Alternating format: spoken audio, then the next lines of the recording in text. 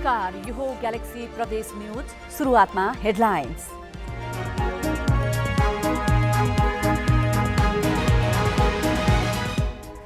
Viral ज्वरोका बिरामी बढेपछि दाङ घोराहीका निजी विद्यालय 4 दिनका लागि बन्द, अस्पतालमा पनि बिरामीको चाप। बाजुराको साफे मार्तरी सडक खण्ड 7 दिनदेखि अवरुद्ध, बाटो खुलाउन अझै 1 महिना लाग्ने। सदरमुकाममा दैनिक उपभोग्य वस्तुको मूल्य अकाशियो। कैलालीको रघुनाथ आदर्श बहुमुखी क्याम्पसले पाठ्यक्रम परिवर्तन भएको थाहा नपाउँदा विद्यार्थी मर्कामा, विषय कोड नमिल्दा दिएको परीक्षा रद्द। र कृष्णसार संरक्षण क्षेत्रको बस्ती स्थानान्तरणको काम 29 वर्षमा पनि पूरा भएन, पुरानाको व्यवस्थापन नहुँदा थपिने क्रम जारी, कृष्णसारको संख्या भने घट्दो।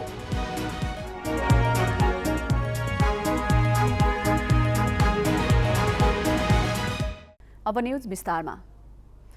भाइरल ज्वरोका बिरामी बढेपछि दाङ घोराहीका निजी विद्यालय 4 दिनका लागि बन्द गरिएको छ। विद्यार्थीमा ज्वरो आउने, टाउको तथा जिउ दुख्ने जस्ता लक्षण देखिएपछि विद्यालय बन्द गरिएको हो। एउटै कक्षामा 7 देखि 10 जना विद्यार्थीमा भाइरल ज्वरो देखिएकाले शुक्रबारसम्म विद्यालय बन्द गर्ने निर्णय भएको हो।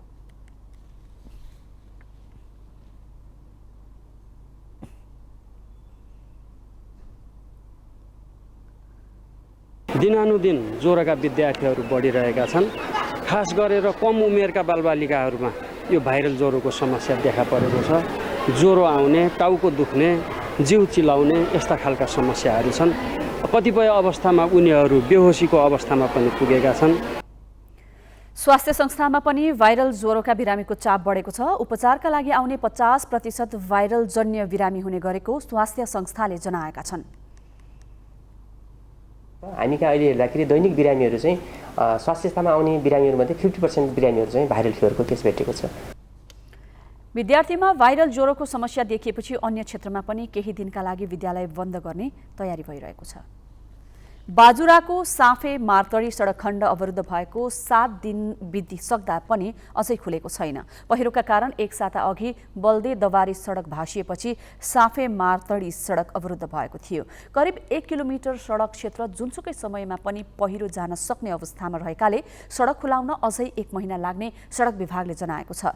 सडक अवरुद्ध बनेपछि बाजुरा सदरमुकाम मार्तडी सहित हुम्ला र मुगुका बासिन्दा सडक सञ्जालबाट बाहिर छन्। सडक सञ्चालन नहुँदा जिल्ला सदरमुकाममा दैनिक उपभोग्य वस्तुको मूल्य अकासिएको छ भने अस्पताल पुर्याउनु पर्ने बिरामीलाई समस्या भएको छ। गत वर्ष पनि सोही स्थानमा पहिरो गएपछि 4 महिनासम्म सडक अवरुद्ध बनेको थियो। कैलालीको रघुनाथ आदर्श बहुमुखी क्याम्पसले विद्यार्थीलाई वर्षभर पुरानो पाठ्यक्रम पढायो, तर विद्यार्थीले यो कुरा त्यति बेला थाहा पाए जति बेला उत्साही हुँदै परीक्षा हल पुगे। क्याम्पसले घोकाएको र आफूले वर्षभरि अध्ययन गरेको विषयको प्रश्नपत्र नै नपाउँदा परीक्षामा सामेल भएका विद्यार्थी तनावमा छन्।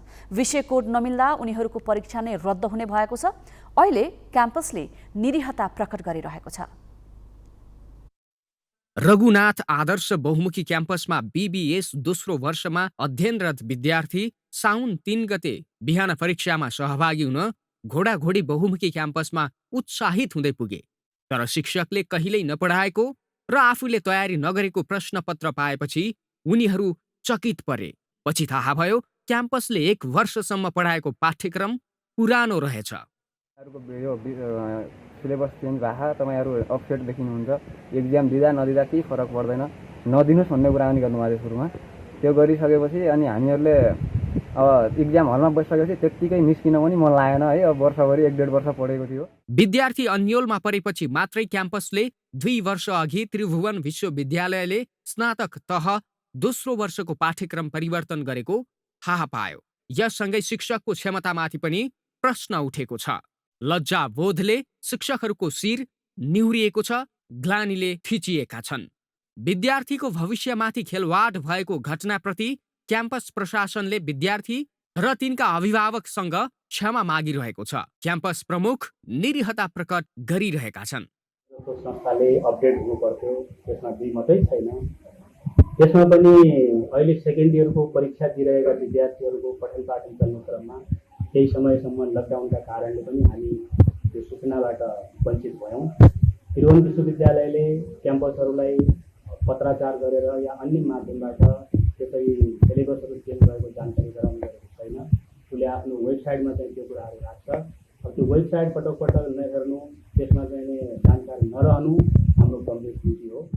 शिक्षकहरूको आग्रहमा 10 जना विद्यार्थीले सबै परीक्षा दिइरहेका छन्, तर पुरानो र नयाँ पाठ्यक्रमको विषय कोड नमिल्ने भएकाले विद्यार्थीको परीक्षा रद्द हुने भएको छ। क्याम्पसको लापरवाहीले विद्यार्थीको 1 वर्ष खेर गएपछि स्थानीय स्तरमा विरोध भइरहेको छ। त्रिभुवन विश्वविद्यालयले पाठ्यक्रम परिवर्तन गरेको जानकारी समेत नपाउने क्याम्पसको स्तरमाथि पनि प्रश्न उठेको छ। ग्यालेक्सी 4K का लागि कैलालीबाट ईश्वर जैसीको रिपोर्ट। अब बाँकी न्यूज। बर्दियाको गुलरिया नगरपालिकामा 2050 सालमा कृष्णसार संरक्षण क्षेत्रको सीमा निर्धारण गरी सुरु गरिएको बस्ती स्थानान्तरणको काम 29 वर्ष बित्दा पनि पूरा भएको छैन।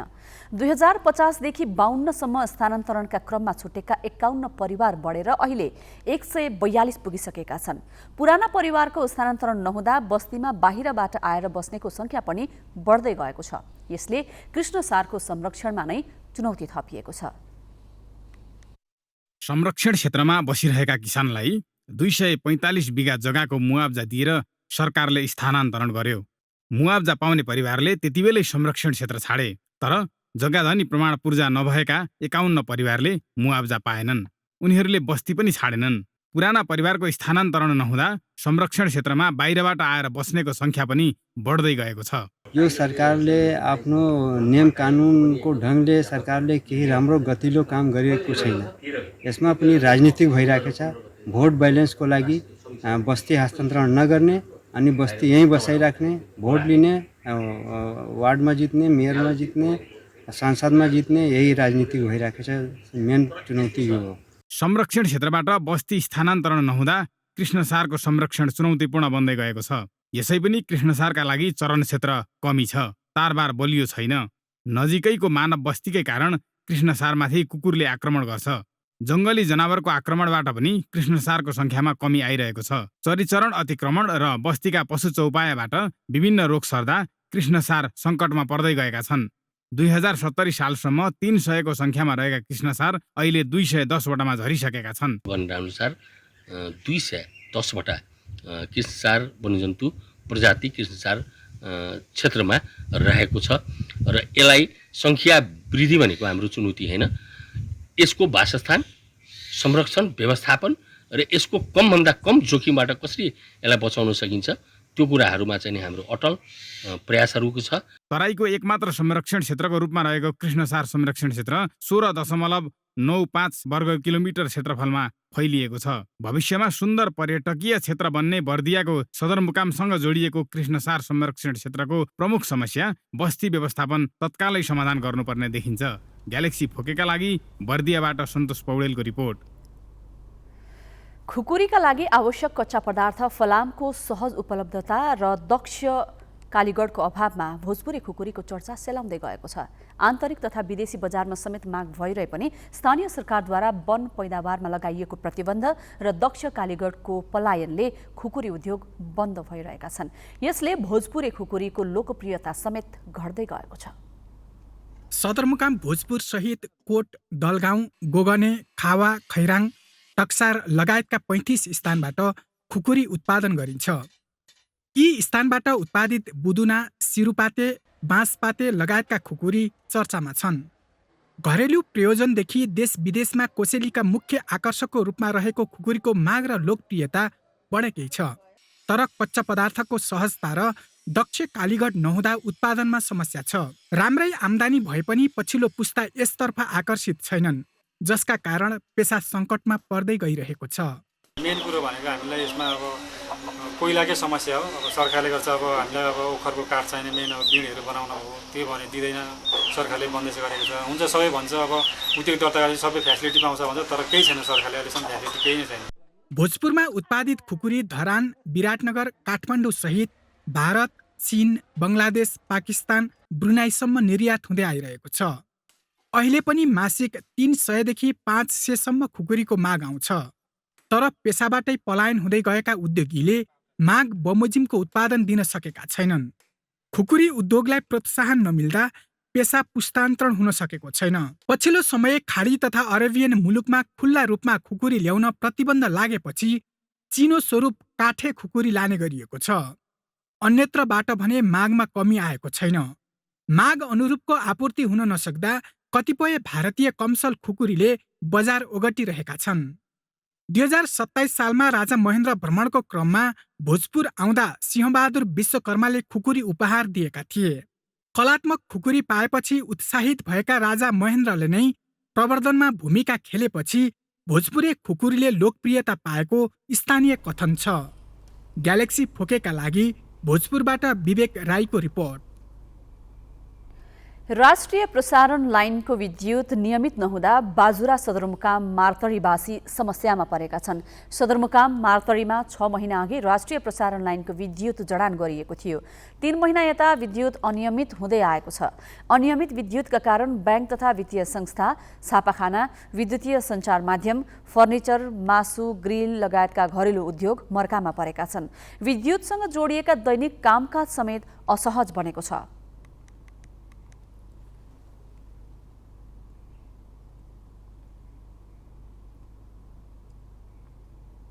राष्ट्रिय प्रसारण लाइनले यहाँ बत्तीको नियमित सञ्चालन गर्न नसकेको अवस्था छ।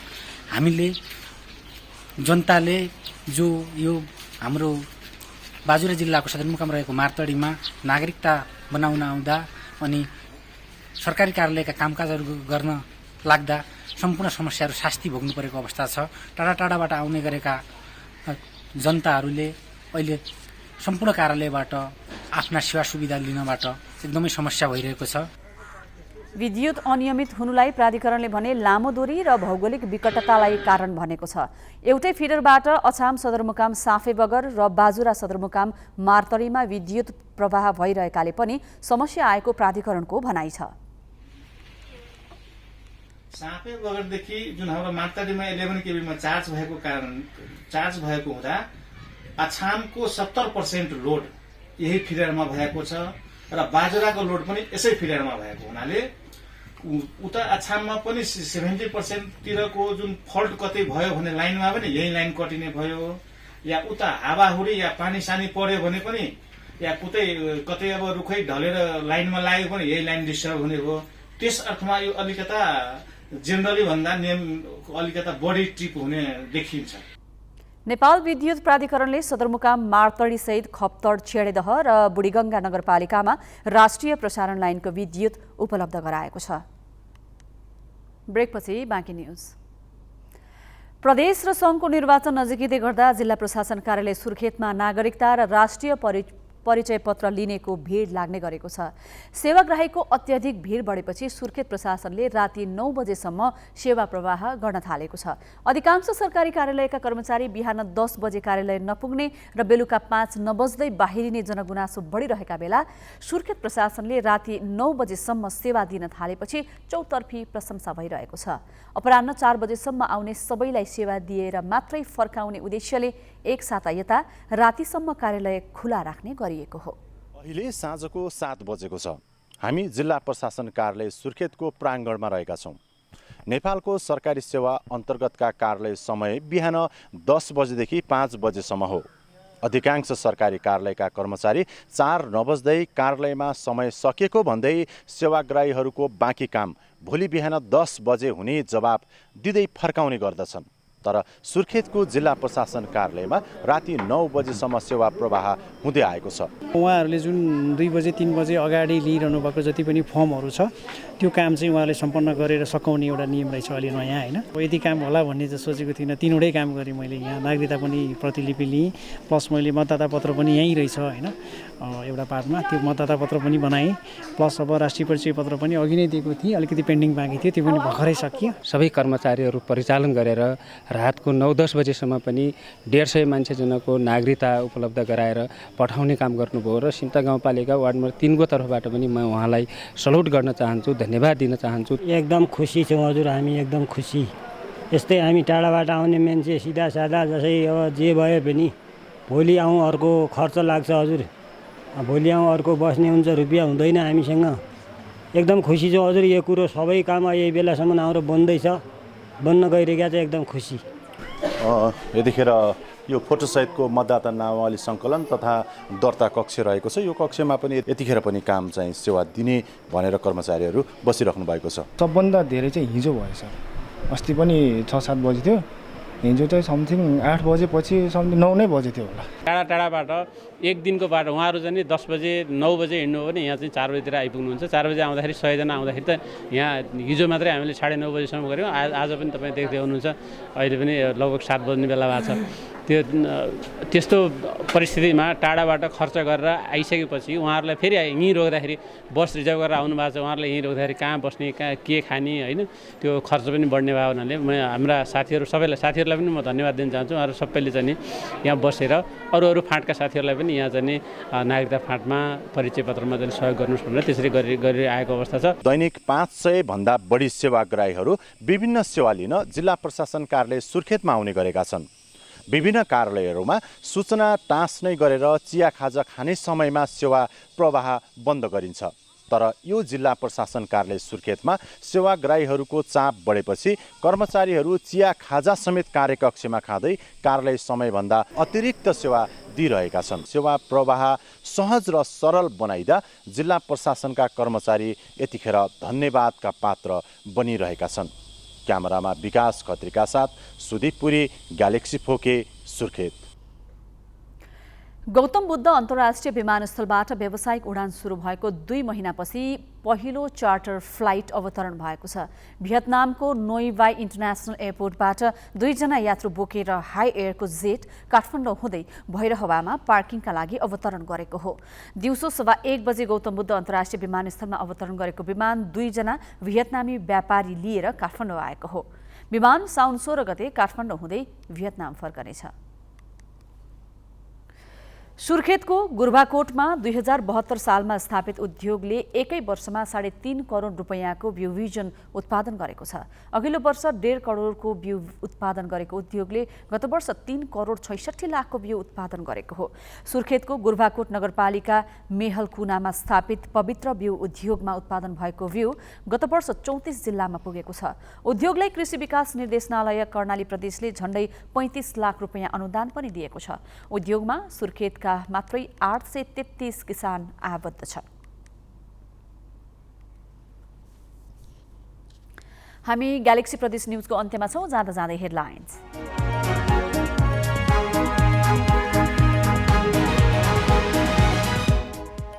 भाइरल ज्वरोका बिरामी बढेपछि दाङ घोराहीका निजी विद्यालय 4 दिनका लागि बन्द। अस्पतालमा पनि बिरामीको चाप।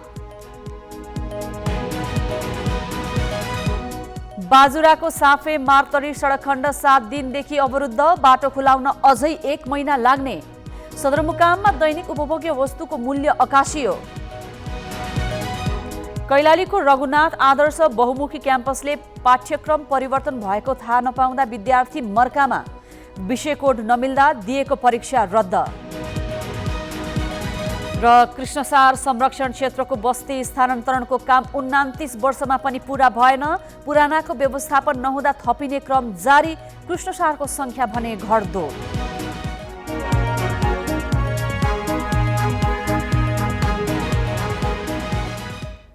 ग्यालेक्सी प्रदेश न्यूज अहिलेलाई सकियो। राति 8 बजे ग्यालेक्सी न्यूज आवर लिएर आउनेछौँ। नमस्ते।